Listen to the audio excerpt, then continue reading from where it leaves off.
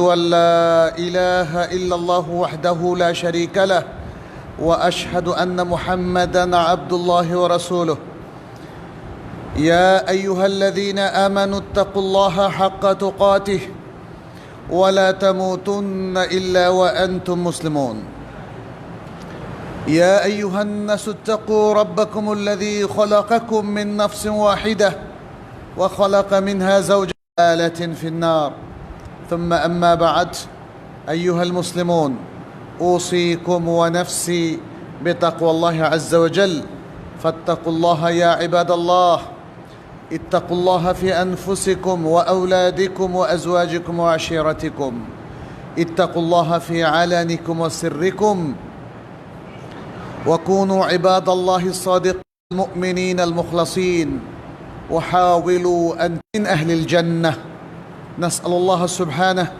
أن يتقبل منا ومنكم صالح الأعمال ويجعلنا وإياكم من عباده المقربين إنه ولي ذلك والقادر عليه أيها المسلمون আল্লাহ সুবহানাহু ওয়া তাআলার আমরা শুকরিয়া আদায় করছি যিনি আমাদেরকে তার মুসলিম বান্দা হওয়ার তৌফিক দিয়েছেন। সকলেই বলি আলহামদুলিল্লাহ। আল্লাহ আমাদেরকে তার সৃষ্টির মধ্যে যাদেরকে সম্মানিত করেছেন তাদের অন্তর্ভুক্ত করেছেন। তিনি সৃষ্টির মধ্যে মানুষকে সম্মানিত করেছেন, বনি আদমকে সম্মানিত করেছেন, বলেছেন ওয়ালাকাদ কাররামনা বনি আদম, আর অবশ্যই আমরা বনি আদমকে সম্মানিত করেছি। এবং এরপর বনি আদমের মধ্য থেকে তিনি ইসলাম এবং ঈমান সহকারে আমাদেরকে নির্বাচিত করেছেন। ফলে আমরা তার প্রিয় বান্দা হওয়ার বিশাল একটা সুযোগ আমাদের জন্য সৃষ্টি হয়েছে। আল্লাহর প্রিয় বান্দা হওয়ার মধ্য দিয়ে আমাদের জাগতিক অর্জনের পাশাপাশি রয়েছে পারলৌকিক অর্জন।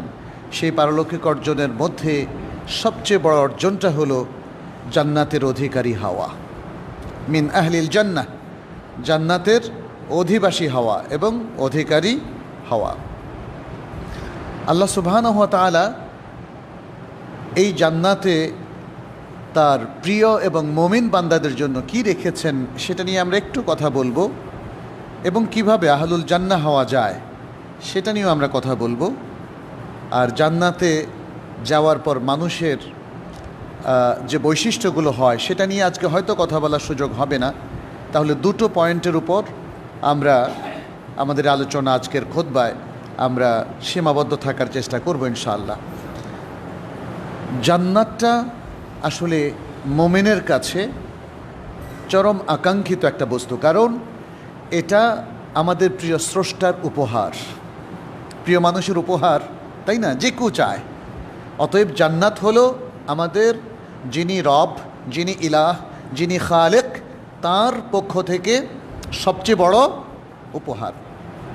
এবং এর মধ্যে সবচেয়ে বড় জান্নাত হচ্ছে জান্নাতুল ফিরদাউস, যে জন্যে নবী সাল্লাল্লাহু আলাইহি সাল্লাম আমাদেরকে উদ্বুদ্ধ করেছেন যখন আল্লাহর কাছে আমরা জান্নাত চাইব যেন জান্নাতুল ফিরদাউস চাই।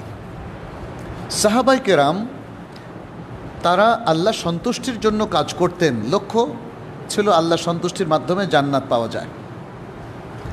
আল্লাহকে অসন্তুষ্ট করে কি জান্নাত পাওয়া যাবে? এবং জান্নাত পাওয়ার জন্য অন্যান্য হাদিসের গ্রন্থেও এসেছে।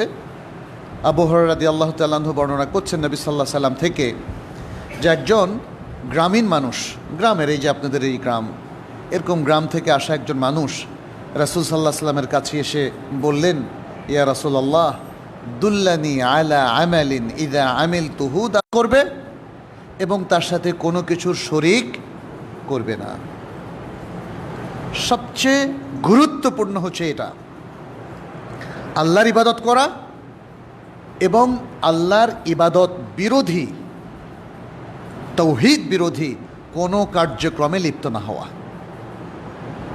এবং শিরিক হচ্ছে সেই ভয়াবহ কার্যক্রমের অন্তর্ভুক্ত যেটা আল্লাহর ইবাদত বিরোধী এবং তাওহীদ বিরোধী।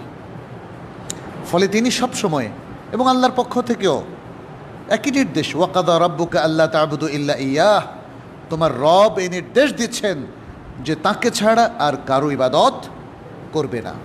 শিরিক করলে আল্লাহর ইবাদত নষ্ট হয়ে যায়, তখন আর একমাত্র আল্লাহর ইবাদত করা হয় না। ফলে রাসূলুল্লাহ সাল্লাল্লাহু আলাইহি সাল্লাম এখানে বললেন ওয়া তাসুমা রমাদান, এবং রমাদান মাসের সিয়াম পালন করবে। এ হাদিসে হজের কথা আসে নাই, কারণ তখন হজ ফরজ হয় না, হজ ফরজ হয়েছে মদিনায়।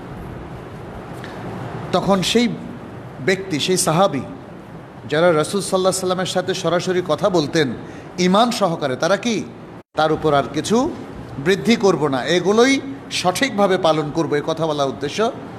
ওয়ালা আনকুসু মিনহু, এবং এর থেকে কমাবও না। কোনো ফরজ কাজ আদায়ে গাফলতি প্রদর্শন করব না, সালাত তরক করব না, রমাদানের সিয়াম ভাঙব না, এবং জাকাত ফরজ হলে সেই ফরজ অনাদায়ী রাখব না। মানে আমি এই কাজগুলো সঠিক সুন্দরভাবে আদায় করব, কারণ তখনও পর্যন্ত এগুলোই ছিল মেন কাজ, আর রমাদানের সিয়াম রাখব। তাহলে সাহাবী তিনি বলে দিলেন, ইয়া রাসূলুল্লাহ, আপনি আমলের যে প্রোগ্রামটা আমাকে দিলেন এবং বললেন যে এগুলো ফরজ, এই ফরজে কোনো ঘাটতি আমি করব না, পাবেন। আর যদি যেনতেনভাবে কাজ করেন তখন বলা হবে যে কাজটা অ্যাকসেপ্টেড হলো না। আপনি যেনতেনভাবে সালাত পড়লে হবে, যেনতেনভাবে রোজা রাখলে হবে, রোজা রেখে অনেক পাপ করলেন হবে।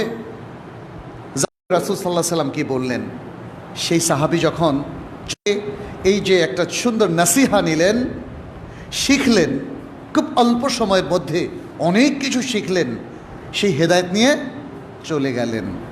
তখন উপস্থিত জনতার উদ্দেশ্যে কি বললেন রাসূলুল্লাহ সাল্লাল্লাহু আলাইহি সাল্লাম? তিনি বললেন, মান সাররাহু আন ইয়ানদুরা ইলা রাজুলিন মিন আহলিল জান্নাহ ফালিয়ানদুর ইলা হাযা।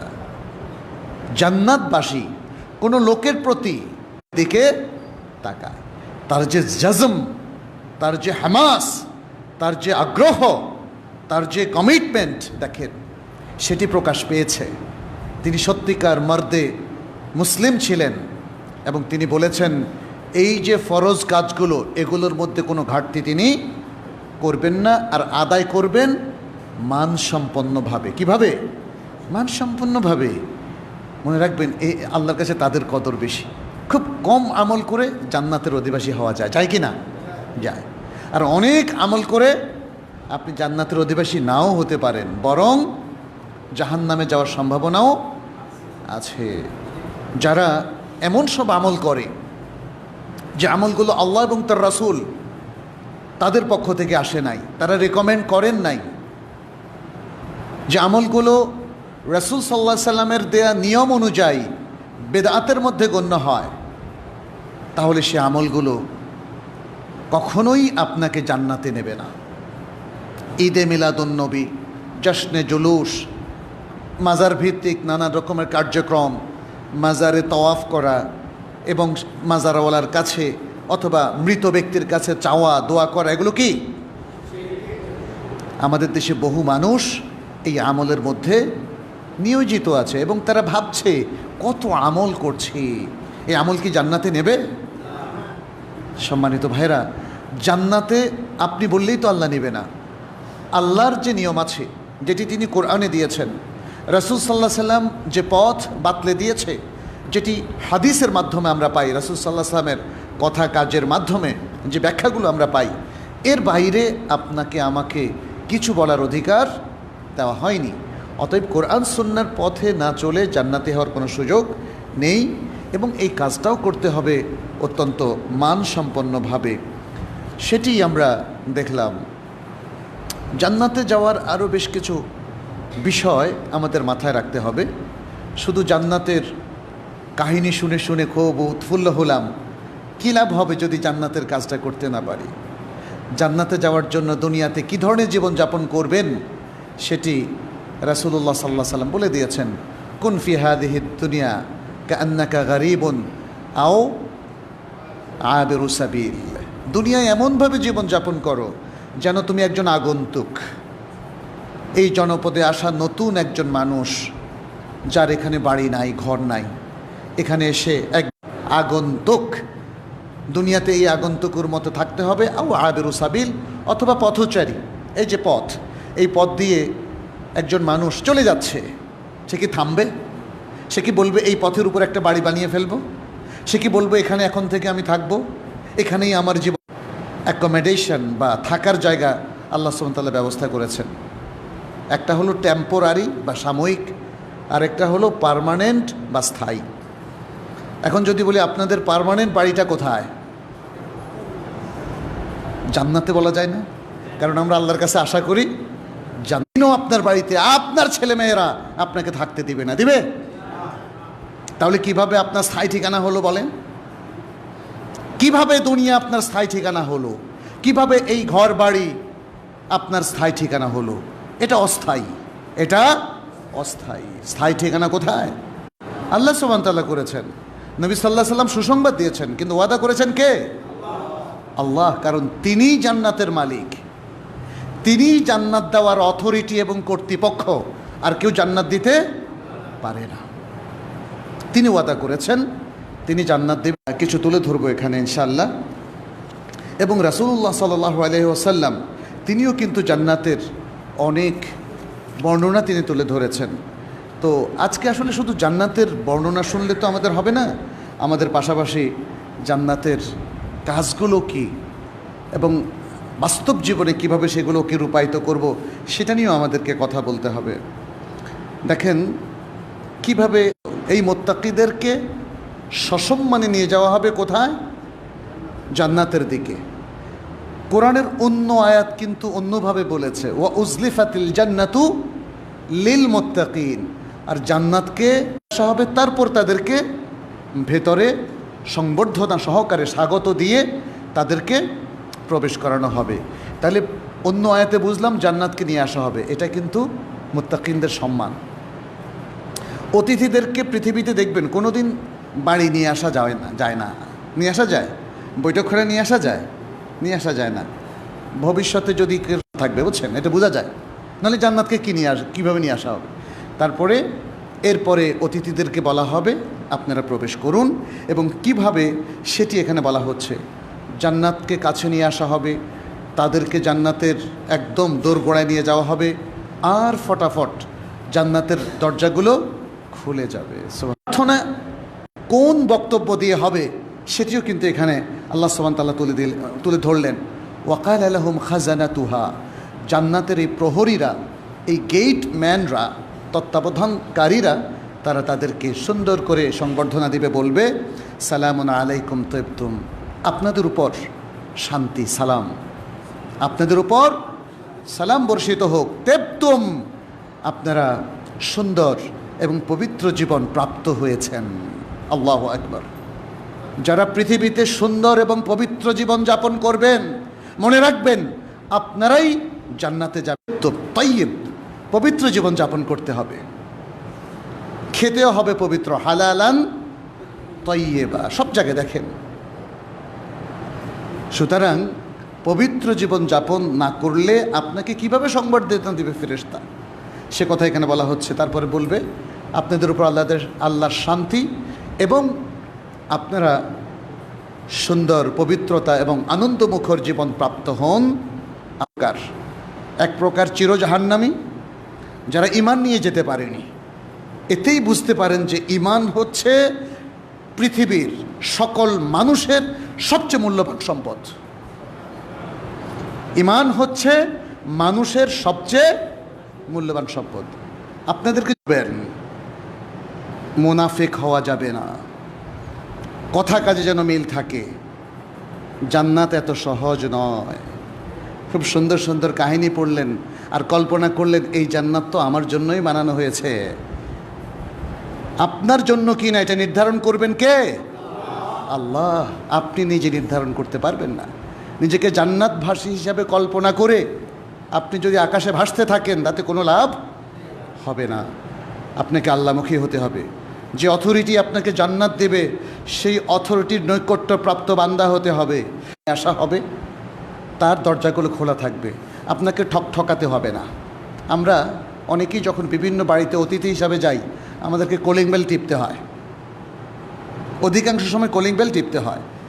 আর এখন আরও কঠিন, কারণ নিরাপত্তাজনিত কারণে বাড়িতে গিয়ে দেখার জন্য জান্নাতে নয়ন জোড়ানো কি কি নিয়ামত রাখা হয়েছে। জান্নাতে নয়ন জোড়ানো কি কি নেয়ামত রাখা হয়েছে কেউ জানে না। এখানে আমরা আরেকটা হাদিসে দেখি, নবী সাল্লাল্লাহু আলাইহি সাল্লাম বলেছেন, সে হাদিসে কোনোদিন শুনেনি এবং কোনো অন্তর কোনোদিন ভাবেনি, কোনো অন্তর কোনোদিন ভাবে। অর্থাৎ এই হাদিসে কুদসি থেকে আমরা স্পষ্ট হয়ে গেলাম এবং কোরআনের এই আয়াত থেকে যে আসলে আপনি যতই ভাবেন না কেন আপনাকে তার চেয়ে উত্তম কিছু দেওয়া হবে। সুবহানাল্লাহ। আর কি কি সেই উত্তম, তার মধ্যে সূরাতুর রহমানের মধ্যে ভয় করে লুটিয়ে পড়ে, কিছু কাজ করে না, ভয় করে সে ঈমান ধারণ করে ঈমানের পথে চলে। কি বলছেন আল্লাহ? তার জন্য দুটো জান্নাত। কয়টা জান্নাত? দুটো জান্নাত। ফীহিমা আইনানি তাজরিয়ান। এই দুটো জান্নাতের মধ্যে থাকবে দুটো নহর, প্রবাহিত দুটো নহর। ফাবিআইয়ি আলাই রাব্বিকুমা তুকাযযিবান ফীহিমা মিন কুল্লি ফাকিহাতিন যাওজান। এই দুটো জান্নাতের মধ্যে থাকবে অনেক ফল। প্রত্যেকদের আরও কিছু নিয়ামতের কথা উল্লেখ করেছেন। তাদের যে অতি উত্তম আয়ত লোচনা সুন্দরী স্ত্রী থাকবে, পবিত্র স্ত্রী, যাদেরকে কোনো জিন এবং ইনসান কখনো স্পর্শ করেনি, সেই সমস্ত নিয়ামতের কথা এখানে ব্যাপকভাবে আল্লাহ সুবহানাহু ওয়া তাআলা উল্লেখ করলেন। তারপরে দেখেন সূরাত আল ইমরানের মধ্যে আল্লাহ সুবহানাহু ওয়া তাআলা আবারও জান্নাতবাসীদের বিষয়টা তুলে ধরছেন, বলছেন ওয়াসারিউ ইলা মাগফিরাতিম মির রাব্বিকুম। হে মানুষেরা, তোমরা তো যেই জান্নাতের আর্দ মানে হলো প্রস্থ, প্রস্থ হচ্ছে আকাশসমূহ এবং জমিন। তাইলে দৈর্ঘ্য কত? প্রস্থ হচ্ছে আকাশসমূহ এবং জমিন। আমরা জানি প্রস্থের চাইতে দৈর্ঘ্য বড়। তাহলে আল্লাহ তাআলার এখানে বলার উসলুবটা, পদ্ধতিটা দেখে। কাছের যে সৌরজগৎ, সূর্যের কাছেও তো যেতে পারিনি আমরা, এমনকি কেউ বুধ বৃহস্পতি এগুলোতে গিয়েছেন, জান কি বিশাল এই মহাজগৎ। বলা হচ্ছে এই জান্নাতটা হচ্ছে এই আকাশমণ্ডলী এবং জমিন এর সব কিছু মিলে যত বড় জান্নাতের প্রস্থ সেই পরিমাণ। আল্লাহ সুবহানাহু ওয়া তাআলা এখানে সেটা বললেন, উইদ্দাত লিল মুত্তাকিন। কাদের জন্য তৈরি করা হয়েছে? মুত্তাকিনদের জন্য এটা তৈরি করা হয়েছে। বিপদেও ব্যয় করে, সচ্ছলতার সময়ও ব্যয় করে। যারা রাগকে সংবরণ করে, রেগে যায় না, মাথা গরম করে না, তারা জেদ করে না, বুঝতে পেরেছেন? ভদ্রভাবে কথা বলে, শান্তশিষ্টভাবে কথা বলে, মাথা ঠান্ডা করে কথা বলে, তারা রেগে যায় না। ওয়াল কাযিমিন আল গায়যা ওয়াল আফিনা আনিন নাস। আর মানুষের মধ্যে একসাথে থাকতে গেলে অনেক ভুল বিভ্রান্তি হয়, তারা মানুষকে কি করে দেয়? ক্ষমা করে দেয়, ক্ষমা করে দেয়। এই হলো মুত্তাকিনদের বৈশিষ্ট্য। আপনি চিন্তা করে দেখেন আজকে আমাদের মুসলিমদের মধ্যে অবস্থাটা কি, আমরা কি মুত্তাকিনদের কাতারে আছি কি না? দেখেন অধিকাংশ মানুষের আমলনামা যদি আমরা বিশ্লেষণ করি, দেখব যে না, আমরা বিপরীত দিকে চলছি। কেউ কাউকে ক্ষমা করে না, একটু সামান্য সম্পত্তির জন্য খুন করে ফেলে, আছে না গ্রামে গঞ্জে? মসজিদের একটু আইল নিয়ে কি লঙ্কাকাণ্ড হয় কন তো দেখি। রাস্তা, তারপরে একটা গাছের ফল একটা পেড়ে খেলো, ওটা নিয়েও মারামারি হয় কি না বলেন? তাহলে আমরা মুসলিম থাকলাম কোথায়? মুসলিম থাকলাম কোথায়? মুত্তাকি থাকলাম কোথায়? এরপর আর কোনো ক্ষমা নাই। যদি বলেন যে ঠিক আছে, সে আমার গাছের একটা ডাব না হয় খাইছে, ঠিক আছে, আর খায়ও না, জিজ্ঞেস না কইরা আপনি এমনি এত সহজে জান্নাতে যাবেন? এই স্বভাব, এই বৈশিষ্ট্য, এই সুন্দর গুণাবলী যদি অর্জিত না হয়, তাহলে কীভাবে জান্নাতে যাবেন? আল্লাহ তাআলা আরও বলছেন ওয়াল্লাহু ইউহিব্বুল মুহসিনিন। এই যে সুন্দর সুন্দর বৈশিষ্ট্যগুলোর কথা বলা হলো, আল্লাহ এই ভালো মানুষদেরকে ভালোবাসে। যারা অসৎ, তারা যদি বিপদে পড়ে, যেমন ধরেন অনেক মানুষ দেখবেন অনেক দুর্নীতি করলো, অন্যায় করলো, জেনা ব্যভিচার করলো, হ্যাঁ, তারপর আরও অনেক খারাপ কাজ করলো, মানে মানুষের সম্পদ আত্মসাৎ করলো ইত্যাদি। এই লোকেরা যখন বিপদে পড়বে, আল্লাহ কি তাদের সাহায্য করবেন? আল্লাহ তো তাদেরকে পছন্দ করেন না, কারণ তারা তো আল্লাহর পছন্দনীয় কাজ করে নাই। সবচেয়ে দুঃখ হচ্ছে সেই সব লোকদের আখিরাত গেল। অনেক মানুষ যারা রাজনীতি করে, অনেক টাকা মারে, দুর্নীতি করে, তারা একটু সান্ত্বনা পায়, ঠিক আছে আমার আখিরাতের দরকার নাই, জান্নাতের দরকার নেই, দুনিয়াই আমার জান্নাত। অনেকে অনেকটা দুনিয়াকে এমনভাবে বানায় ফেলছে, সে মনে করতেছে দুনিয়ায় তার জান্নাত। আমাদের এই বাংলাদেশে আমি শুনেছি ঢাকাতে ধনী এবং সচ্ছল লোকদের যে পাড়াগুলো আছে, গুলশান, উত্তরা, এই সমস্ত অনেক ধনী লোকের বাড়িতে এখন মদের বার আছে, মদের বার আছে। কিছু কিছু ইঞ্জিনিয়ার যারা এগুলো বানাতেন তারাই আমাকে জিজ্ঞেস করেছেন আমাদের ইনকামের কী দশা হবে। যাই হোক, তারা মনে করেছে বাড়ির নিচে মদের বার বানালে এই তো শারাব, এই তো জান্নাত নাকি। আল্লাহ বলে ইয়াদুবিল্লাহ, আল্লাহ আমাদেরকে রক্ষা করুন। নো, এটা হবে না। সেই সমস্ত লোকরা একসময় বিপদে পড়বে এবং দেখবেন যে দুনিয়াতে আল্লাহ তাআলা হয়তো তাদেরকে ধরা দেবেন, আর আখিরাতে তার ধরা বাকি। আচ্ছা, আল্লাহ একটু রিমাইন্ডার দেওয়া যে আল্লাহ এত এত সুন্দর কথা বললেন, কিন্তু সেগুলো কি আমার জন্য তো ঠিক আছে, কিন্তু আমি কি পাবো? আমি কি এই নিয়ামতটা প্রাপ্ত হব? সেই চিন্তাটা আজকে যদি কোনো অশ্লীল কাজ করে ফেলে, দেখেন অশ্লীল কাজ মানে পাপ কাজ, সে অশ্লীল কাজটা হতে পারে জেনা ব্যভিচারমূলক, অথবা হতে পারে অন্য যে কোনো অশ্লীল কাজ, যে কোনো পাপের কাজ। এই মুত্তাকিরা এই কাজটা তো আমার ঠিক হয় নাই, তখন সে কি করে? তওবা ইস্তেগফার করে। ইয়া সালাম, ইসলাম কি সুন্দর তারবিয়ত দিয়েছে দেখেন আমাদেরকে। একদিকে বলেছে তোমরা প্রথম থেকে ভালো মানুষ হয়ে যাও, সুন্দর ইসলামী শিক্ষা গ্রহণ করো, নবীর তারবিয়ত তোমরা নাও, শুরু থেকে ভালো মানুষ হওয়ার চেষ্টা করো। আর যদি কখনো ভুল বিভ্রান্তি হয়ে যায়, পাপ এবং অশ্লীলতায় যদি কখনো তোমরা অবগাহন করে ফেলো, তাহলে কি করবা? ফাস্তাগফারু লিযুনুবিহিম, তারা তাদের পাপের জন্য ক্ষমা চায় আল্লাহর কাছে। এটাই তওবা। তবে মনে রাখবেন, আল্লাহ মাফ করে দাও হবে না, এইভাবে হবে না। অথবা মৌলবী ডেকে নিয়ে আসলেন, এটাই আমাদের দেশে প্রচলিত। ধনী লোকেরা মৌলবী সাহেব ডেকে নিয়ে আসে, মৌলবী সাহেব মিলাদ পড়ায় দেন, যান, আর একটু কান্নাকাটি কইরা আমার জন্য একটু দোয়া করেন। কালকে আমি একটা পেলাম অনলাইনে, একজনের অ্যাডভার্টাইজ, পরে পরিবারের সাথে আমি শেয়ার করলাম আর কি। সেটা হচ্ছে একজন বলছে কান্না ছাড়া দোয়া এত টাকা, 1000 টাকা, হালকা কান্না সহ দোয়া 2000 টাকা, অধিক কান্না সহ দোয়া 3000 টাকা, চিৎকার করে কান্না সহ দোয়া 5000 টাকা। আপনি বুঝতে পেরেছেন? এটা কি ইস্তেগফার? এটা কি তওবা? প্রিয় ভাইয়েরা, এইভাবে তওবা ইস্তেগফার হয় না।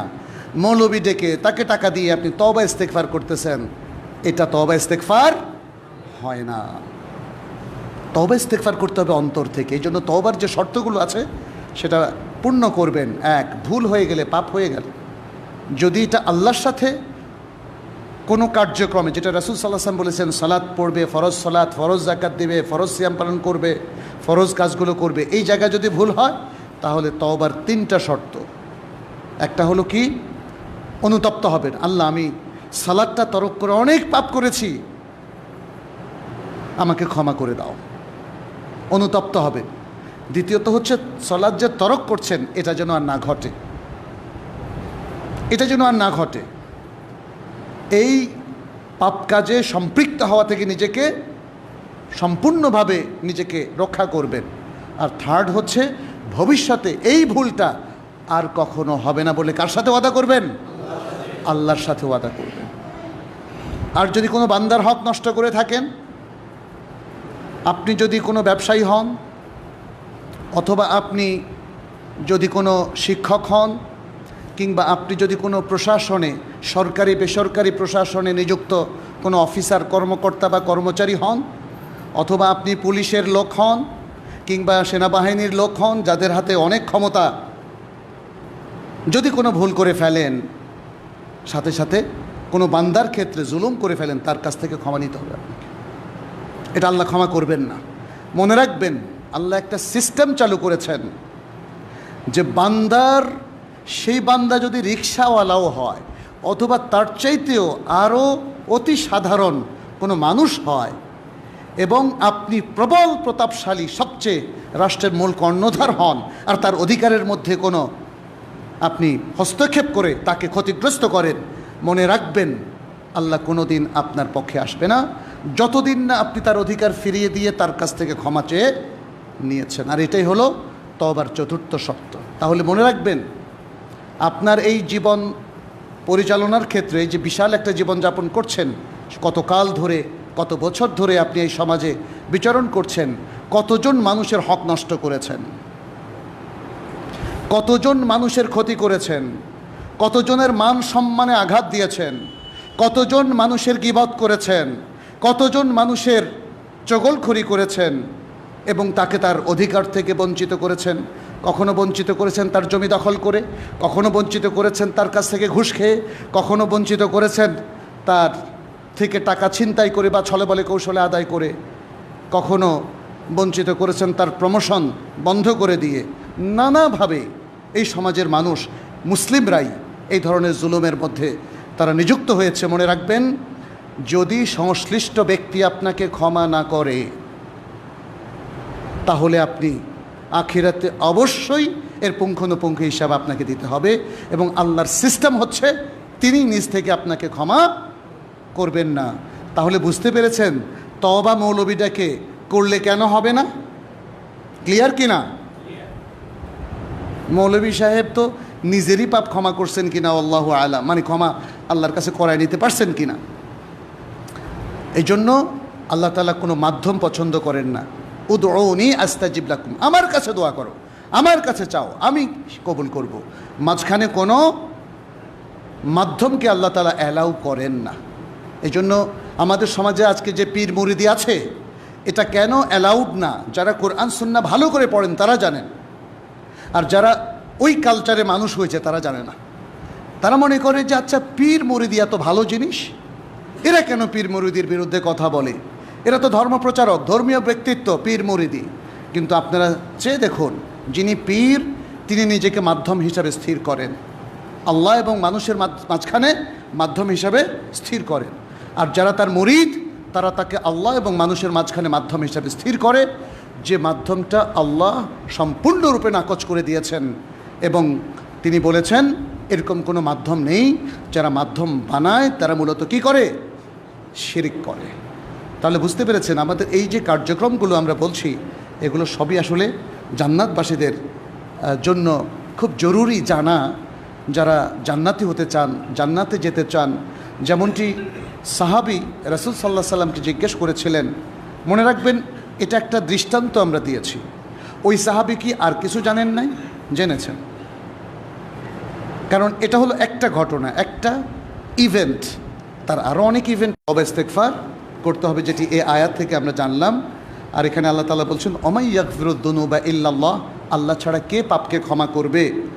ওয়ালাম ইউসিররু আলা মা ফাআলু ওয়া হুম ইয়ালামুন, জেনে শুনে এই মোমেনরা, এই তাকওয়াবান লোকেরা যারা জান্নাতে যেতে চায়, তারা জেনে শুনে পাপ কাজে কন্টিনিউ করে না।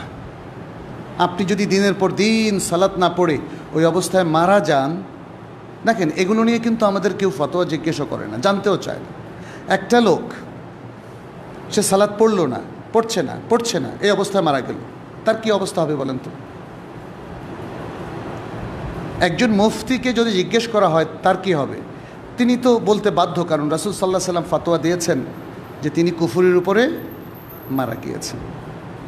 আসলে এই যে জানা, এই যে জানানো, এর মধ্যে জান্নাত জাহান্নামের ফতোয়া দেওয়া হচ্ছে না, বরং সাবধান করে দেওয়া হচ্ছে যে আপনি যদি কুফরি এবং শিরকের উপরে মারা যান, তাহলে আল্লাহ তাআলার ফর্মুলা অনুযায়ী আপনি কখনোই জান্নাতে যেতে পারবেন না। আর যদি জান্নাতে যেতে হয় তাহলে ঈমান সহকারে যেতে হবে। প্রথম শর্তটা কি? ঈমান। দ্বিতীয় শর্তটা হচ্ছে তাকওয়া। দ্বিতীয় শর্তটা তাকওয়া। এখানে আল্লাহ তাআলা এই মুত্তাকিনদের, যে আহলুল জান্নাহ, এদেরকে মুত্তাকি হিসেবে সাব্যস্ত করে এই বর্ণনাগুলো তুলে ধরছেন। আমি এবার একটু র্যাপ আপ করব ছোট্ট করে, যেহেতু সময়ের শেষের দিকে। জান্নাতের আরও অনেক বর্ণনা আপনারা পাবেন, অল্প কিছু বর্ণনা আপনাদের সামনে তুলে ধরলাম। জান্নাতি মানুষের বৈশিষ্ট্য দুনিয়াতে কি, আখেরাতে কেমন হবে সেটা নিয়েও কিন্তু কোরআনও কথা বলেছে, বিশেষ করে হাদিস এসছে। তারা লম্বায় কেমন হবে, দেখতে কেমন হবে, তাদের মধ্যে কি বুড়ো মানুষ থাকবে কি না, তাই না? ওই যে একজন বলেছিল যে বুড়ো মানুষ জান্নাতে যাবে না, সে সমস্ত বর্ণনাগুলো তো আছে। যাই হোক, আমরা সেদিকে আর যাচ্ছি না। আমরা বলবো যারা জান্নাতে যাওয়ার আকাঙ্ক্ষা পোষণ করছেন, বা যে মানুষ আল্লাহর কাদা এবং কদর অনুযায়ী যে তাকদির আল্লাহ নির্ধারণ করেছেন সে অনুযায়ী যারা জান্নাতের জন্য যাবে বলে সাব্যস্ত হয়েছে তাদের বৈশিষ্ট্যটা কী। আমরা তো জানি না কে যাবে আর কে যাবে না, কিন্তু জান্নাতি মানুষের বৈশিষ্ট্য এটা আল্লাহ বলে দিয়েছেন। এখানে যেমন কিছু বৈশিষ্ট্য আমরা পেয়ে গিয়েছি। মুত্তাকিনরা জান্নাতি মানুষ, ইমানদাররা জান্নাতি মানুষ। এখানে জাস্ট ছোট্ট করে জানতে হবে ইমানদাররাও জাহান্নামে যেতে পারে কি না। এটাই আহলুস সুন্নাহ ওয়াল জামাতের আকীদা। যদি ইমান আপনাকে মুত্তাকি বানাতে না পারে, বা আপনার ইমান নিয়ে আপনি পরিপূর্ণ মুত্তাকি হতে পারলেন না, অনেক পাপে সম্পৃক্ত কিন্তু শিরক কুফরি থেকে মুক্ত, তাহলে এরা জাহান্নামী হবে, কিন্তু একটা সময় আল্লাহর ক্ষমা পেয়ে তারা জান্নাতি হবে। এটাই আহলুস সুন্নাহ ওয়াল জামাতের আকীদা। একটা বিভ্রান্তিমূলক আকীদা আছে যেটা খাওয়ারিজদের আকীদা, সেটা হচ্ছে তারা বলে জান্নাতে যেমন একবার ঢোকার পরে আর কেউ বের হবে না, ঠিক তেমনি জাহান্নামেও একবার ঢোকার পরে আর কেউ বের হবে না। কিন্তু এটা শুদ্ধ নয়। আপনারা সহিহ আল বুখারীর কিতাবুত তাওহীদের মধ্যে একটা বড় হাদিস পাবেন, সেখানে স্পষ্ট করে রাসূল সাল্লাল্লাহু আলাইহি ওয়াসাল্লাম বর্ণনা করছেন সর্বশেষ ব্যক্তির ঘটনা যে জাহান্নাম থেকে সবার শেষে বের হবে। এর আগেও আর অনেকে বের হবে। সর্বশেষ ব্যক্তির সাথে মহান আল্লাহ সুবহানাহু ওয়া তাআলা যে কথোপকথন, কিভাবে আল্লাহ তাআলা তাকে বের করে শেষ পর্যন্ত তার আশার বাইরে, তার জানার বাইরে, তার কল্পনার বাইরে তাকে একটা জান্নাত দান করবেন, যে জান্নাতটা এই জগতের 10 গুণের চাইতেও বড়। সুবহানাল্লাহ। এ হচ্ছে সর্বশেষ জান্নাতি ব্যক্তি। সবার শেষে যে জান্নাতে ঢুকবে এবং সবার শেষে যে জাহান্নাম থেকে বের হয়ে মুক্তি পাবে। তাহলে এই হাদিসটা থেকে প্রমাণিত হয় যে জাহান্নামের মধ্যেও একদল গুনাহগার মানুষ থাকবে, বাট তারা কিন্তু তার শেষ অবস্থা সে ইসলাম থেকে বের হয়ে যায়, কুফরি করে ফেলে, শিরক করে ফেলে এবং তার উপর তার মৃত্যু হয়। তাহলে সে আর জান্নাতি হতে পারলো না, কি হলো? চির জাহান্নামী হয়ে গেল। সেই আশঙ্কা আমাদের প্রত্যেকের মধ্যেই রয়েছে। কে জানে মৃত্যুর আগে আপনি কুফরি করে আমাদের কাছে চাইতে হবে। তাহলে আহলুল জান্নাহ হওয়ার জন্য পৃথিবীবাসীদের প্রথম বৈশিষ্ট্য কি? ইমানদার হওয়া। দ্বিতীয় মুত্তাকি হওয়া। তৃতীয় হচ্ছে, আসলে এর মধ্যে সব এসে গেছে, তারপরে আমরা আলাদা করে উল্লেখ করব, ফরজ কাজগুলো করা। যেমন আরকানুল ইসলাম, যেটা আরকানুল ইসলাম 5 ওয়াক্ত সালাত, ফরজ জাকাত, ফরজ 20 রাকাত নামাজ পড়বো, তখন আপনার উপর এটা কি হয়ে যাবে? ফরজ হয়ে যাবে। তাহলে এই ধরনের ফরজ। মানুষের হক মানুষকে দেওয়া, এটা ফরজ, এই কাজগুলো করতে হবে। আপনারা সবাই আপনাদের স্ত্রীদের মহারানা কি দিয়েছেন? ওটা ফরজ নাকি নফল? ফরজ। আমার মনে হয় খুঁজলে পাওয়া যাবে, জিজ্ঞেস করি যদি প্রত্যেককে একা একা, না আমার তো দিতে ভুলে গেছি, কিছু এখনো বাকি আছে, দিতে হবে কি না বলেন? আমাদের সমাজে যেটা প্রচলিত আছে, মিরাজ ঠিকমতো বন্টন হয় না। বেশি প্রচলিত যে মেয়েরা ঠিকমতো পায় না, সেটাও সত্য। মিরাজ টু দ্য পয়েন্ট আপনাকে ভাগ করতে হবে। মানুষের অধিকার, এটা মানুষের অধিকার না? আল্লাহ যেটা দেখেন, সব সম্পত্তির বন্টন আল্লাহ কোরআনে ডিটেলস বর্ণনা করেন না, কিন্তু মিরাজটা বন্টন করেছেন কিনা? মিরাজ হচ্ছে ইসলামের সেই বিধান যেটা আল্লাহ তাআলা একদম পুঙ্খানুপুঙ্খরূপে যারা মিরাজ পাবে তাদের কথা বলে দিয়েছেন, এবং কে কত পাবে সেটাও বলে দিয়েছেন। অতএব মনে রাখবেন, আপনি যদি মিরাজটা ঠিক মতো না দেন, আপনি চাচা হন, ভাই হন, যেই হন, আপনি কিন্তু কঠিন অবস্থায় পড়ে গেলেন। একটা ছোট্ট হাদিস শোনাই। যদি কেউ কারো সম্পদ, জমিন অবৈধভাবে দখল করে, ভোগ করে, সেটা মিরাসের টাকা না দিয়ে হোক, মিরাসের সম্পত্তি অথবা প্রতিবেশীর জমি 1 বিঘত পরিমাণ, 1 বিঘত, এই যে এতটুকু 1 বিঘত পরিমাণ জমিন যদি কেউ জোর করে জবরদখল করে, তাহলে কিয়ামতের দিন আল্লাহ তাআলা এই জমিন নিচে কতটুকু আছে, কয় কিলো, 7-8 কিলো এরকম হবে, বা 10 কিলো, কোথাও ভ্যারি করে, কিছুক্ষণ পর পানিও আসতে পারে, আবার কোথাও শিলাখণ্ডও থাকতে পারে।